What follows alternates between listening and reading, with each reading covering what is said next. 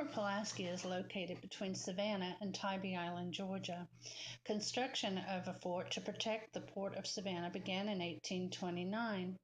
The new fort will be located on Café Island, which is at the mouth of the Savannah River. Wooden pilings were sunk up to 70 feet into the mud to support all the bricks.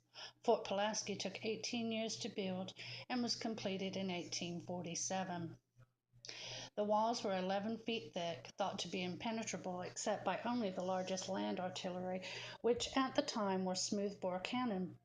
These cannons had a range of only around a half a mile, and the nearest land, which was Tybee Island, was much further away than that. It was assumed that the fort would be invincible to enemy attack. On April 10, 1862, using 36 guns and Patriot rifles, Union troops began the long, sustained bombardment of Fort Pulaski. Using a new rifle cannon, the projectiles could be accurately fired 4 to 5 miles further than the larger and heavier smoothbore cannonballs, and within 30 hours, one of the fort's corner walls was breached. Shells now passed through the fort dangerously close to the main powder magazine, and reluctantly Colonel Olmsted surrendered the fort. Only 2 soldiers, 1 Confederate and 1 Union, were injured in the attack. The garrison of Union soldiers reached 600 during the initial occupation, but as the war dragged on, it became obvious the Southern forces would not be able to retake the fort. The garrison was later reduced to about 250. Late in the war, the fort was turned into a prison for a group of captured Confederate officers known as the Immortal 600. 13 of these men would die at the fort, and after the war ended, Fort Pulaski continued as a military and political prison for a short while.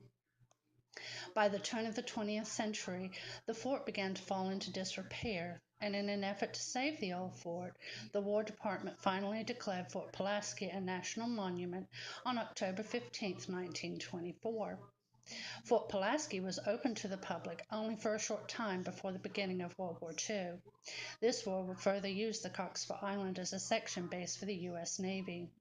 Following World War II, Fort Pulaski reverted to the Park Service control, and it was administratively listed on the National Register of Historic Places on October 15, 1966. Fort Pulaski remains open to the public with a museum that opened in the 80s.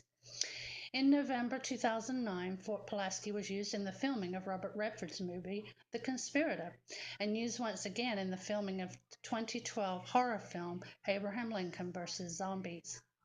We enjoyed our touring of the grounds and taking in the history. Our tour guide, a local college student, was wonderful, and we learned so much from him. The day we visited, they had a display of cannon shooting, which was an added bonus. I would highly recommend visiting Fort Pulaski National Monument if you're in the area. And for lunch or dinner on Tybee Island, there's Café Loco. They have some fantastic food. I hope you enjoyed the video and have a great day.